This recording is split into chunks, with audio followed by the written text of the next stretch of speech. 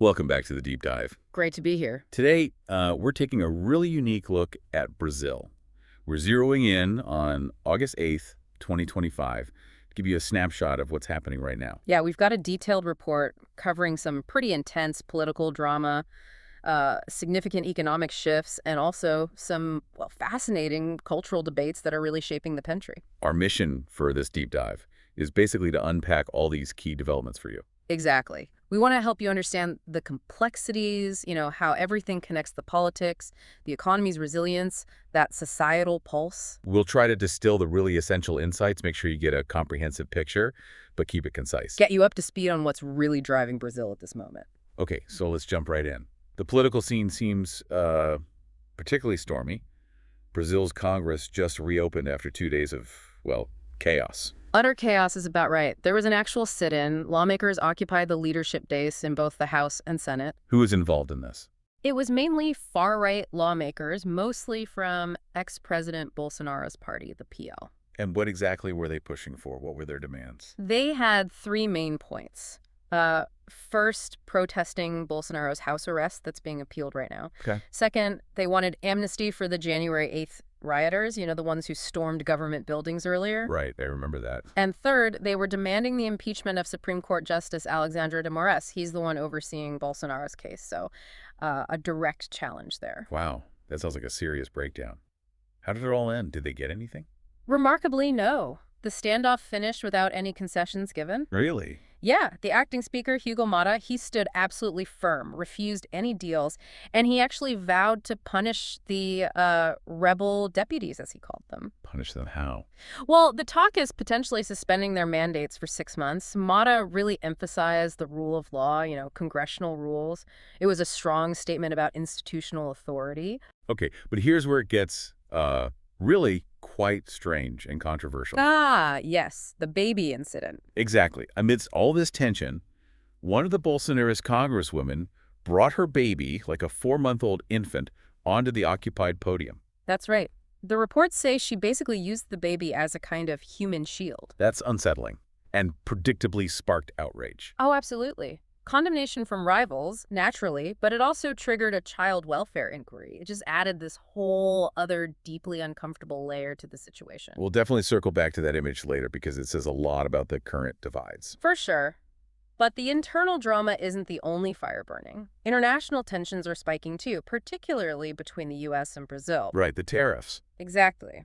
A major diplomatic rift erupted after U.S. President Trump slapped these sweeping 50% tariffs on Brazilian goods. And the stated reason was? Ostensibly, it was to pressure Brazil to stop the prosecution of Bolsonaro, which Trump called a witch hunt. So, direct interference in Brazil's judicial process. How did President Lula respond to that? I imagine not well. Not well is an understatement. He responded with real defiance. Told Reuters flat out he won't humiliate himself by bargaining over Brazil's justice system. Strong words. Very. He insisted Brazil's Supreme Court won't be pushed around by foreign interference, and then he went even further. How so? He suggested Bolsonaro should actually face another trial for inviting Trump's intervention in the first place. He called his predecessor a traitor to the homeland. Whoa. Traitor to the homeland. That really escalates things. It does. It shows a complete rejection of Trump's pressure. And Lula isn't just talking tough, he's acting. What's he doing? He's actively trying to rally international support. He's already spoken with India's Prime Minister Modi. Because India got hit with similar tariffs. Exactly. Washington slapped 50% duties on India, too.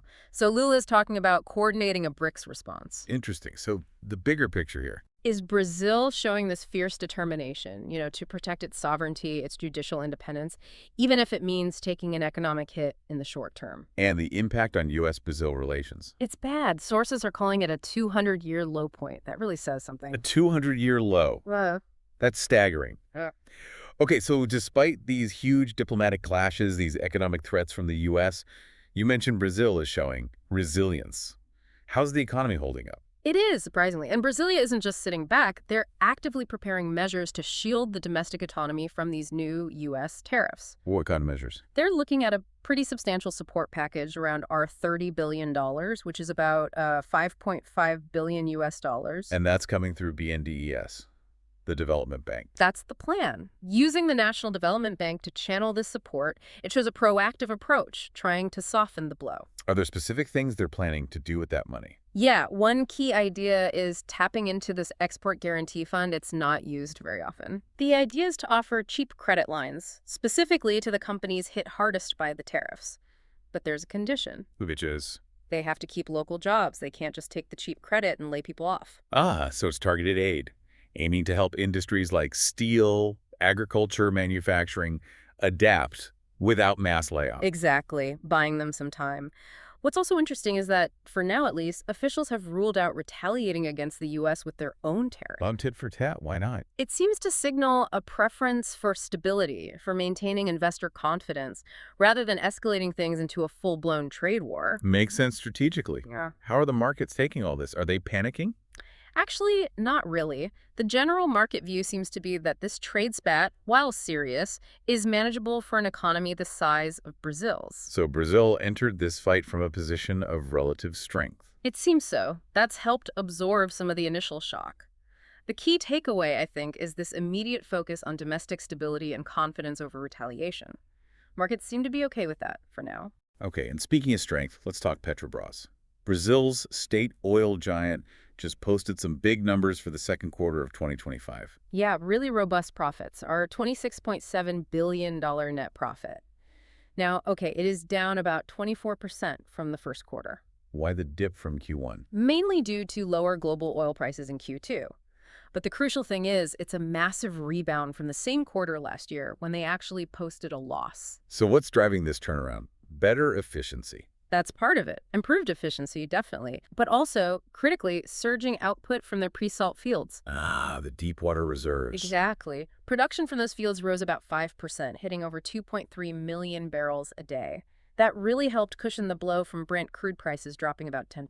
So the strategy is optimize operations, boost that pre-salt output to buffer against global price swings. That seems to be the core insight, yeah. It shows a strategic pivot, maximizing efficiency where they have the advantage. Could be a model for others. And this success, it's flowing back to shareholders. Absolutely. The board just approved an Art $8.7 billion dividend payout. Wow. Yeah, big news for investors, and obviously a nice windfall for the Brazilian treasury, too. The CEO, Magda Chambriard, is also pushing ahead with more investment in high-yield projects, expanding capacity. So positive signs for the energy sector, for capital markets. Very positive. But, analysts always add that little caveat. Consistent governance is key. They need to avoid the kind of political interference that's hurt Petrobras in the past. Right. Stability is crucial there. Okay, let's shift gears again to another really positive economic story. The job market. Yeah, this one's genuinely remarkable. Brazil's labor market is just defying all expectations. The unemployment rate fell to what? 5.8% in the second quarter, April to June. That's the lowest level since they started tracking this specific statistic. And that's down from 7.0% just the previous quarter. Exactly. A really sharp improvement. How is that happening? Especially when interest rates are so high. The Selic rate is still 15%, right? It is, yeah, still very restrictive at 15%. But despite that, the economy is creating jobs, especially in services and industry. Formal jobs. Yes, strong growth in formal jobs. And importantly, informality is declining.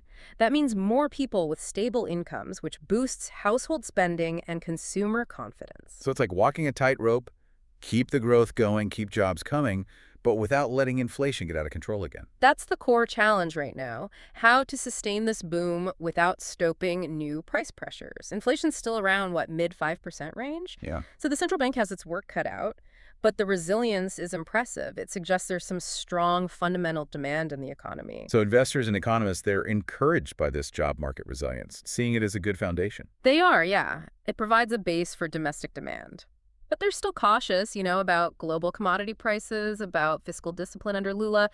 It's a complex picture, but definitely some bright spots. Okay, let's move beyond the political and economic headlines now, because Brazil's cultural scene is also incredibly vibrant and tells us a lot about the nation's mood. Absolutely. It offers a different kind of window into the societal pulse. Let's start with what looks like a bit of a cultural renaissance in cinema. There was a big premiere gala recently. Yes. President Lula and First Lady Janja hosted it at the Palacio de Alvorada, the presidential palace. It was for a film called O Agente Secreto. The Secret Agent. And this film is getting international buzz. Big time. It got acclaim at Cannes, and its star, the great Wagner Moura, actually won Best Actor at the 2025 Cannes Festival for his role in it. Wow, that's huge for Brazilian cinema. Did Lula say anything significant at the event? He did. He gave some remarks beforehand, really praising the power of culture. He said culture gives political consciousness, does not let us be submissive. Interesting. That sounds like a deliberate contrast to the previous administration. Very much so. The Bolsonaro government had kind of downgraded the culture ministry. Lula's government clearly sees the arts differently, as vital for civic awareness, for national identity. They're actively restoring public support. And the film itself, oh, Agente Secreto, what's it about? It's a thriller, but set in the 1970s, during Brazil's military dictatorship. It deals with themes of resistance. So it blends suspense with historical reflection. So its success and Lula championing it is part of this wider push for Brazilian storytelling and creative freedom. Precisely. It highlights this broader cultural moment focused on reclaiming and celebrating Brazil's own narratives. Okay, now let's revisit that image from the congressional chaos we talked about earlier, the one with the baby. Right. That incident really struck a nerve, didn't it? It seems to have sparked a huge debate nationwide about, well, parenting, politics, the whole intersection. It really did. Yeah. To recap the specifics, Congresswoman Yulia Zanata from the PL party brought her 4-month-old daughter right into the occupied president's chair in the chamber, in front of cameras. And her side, the Bolsonaristas, their justification was, They claimed it symbolized fighting for her child's future. Zanata apparently even suggested that security forces wouldn't have the courage to physically remove a mother holding a baby. using the child as a shield, essentially. But the critics obviously saw it very differently. Completely differently. Outrage, accusations of endangering the child, using her as a political prop. A leftist lawmaker actually filed an official complaint with the Child Protective Agency. Citing the risk. Yeah, citing the instability and physical risk of that whole volatile protest environment. Zanata's response. What did she say? She hit back hard on social media, said her opponents want to undermine a woman's professional exercise using a child as an excuse. Called them hypocrites. So it immediately became this cultural flashpoint. Absolutely. It perfectly reflects Brazil's deep ideological divides. It raises tough questions about the line between family life and public political action. Is invoking motherhood in a protest like that an empowering act, or is it reckless exploitation? Yeah, it shows how even very personal values are now battlegrounds.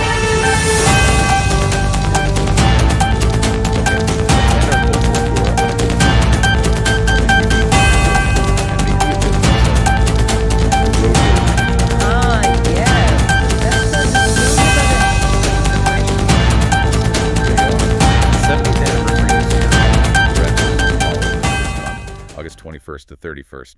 It's Brazil's biggest rodeo festival. And it's huge, right? A real hallmark of Brazil's interior culture.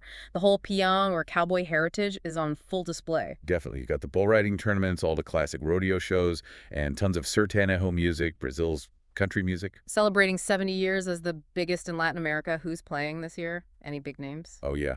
Over 80 live shows planned. Top acts like Jorge and Mateus, the legendary Chitãozinho and Joro are headlining. It draws hundreds of thousands of people. It's really more than just entertainment, isn't it? It feels like a cultural touchstone for the heartland. It really is. Yeah. And it's this interesting mix of old and new. You have the traditional rodeo competitions. There are also charity auctions, food fairs. And they've modernized it too, I bet. Yeah, high-tech upgrades like automated ticketing, better parking systems, trying to blend the tradition with a smooth, modern experience. What's really fascinating about Barretos, I think, is how it reminds everyone of Brazil's own Old West spirit. That's a great way to put it. This proud regional culture, ranching, horses, music, faith. It's still thriving, and it captures the national imagination every August. It's a different view of Brazil than just rainforests and beaches. Absolutely. It shows the diversity within Brazil's identity, a really vital part of the cultural fabric. Definitely. So wrapping this all up, what does this snapshot of Brazil on August 8th, 2025 really mean for you, our listener? Well, we've seen a nation really grappling with intense divisions inside the country, right? Yeah. Political polarization. Yeah, and facing serious external pressures, too, like those U.S. tariffs. Exactly. And yet, amidst all that, you see this remarkable resilience in the economy, with jobs and Petrobras performing well, and also in its cultural expression, whether it's cinema or traditional festival. It really paints a complex picture. Thanks for listening to this episode. If you enjoyed, like and subscribe to our channel. See you next time.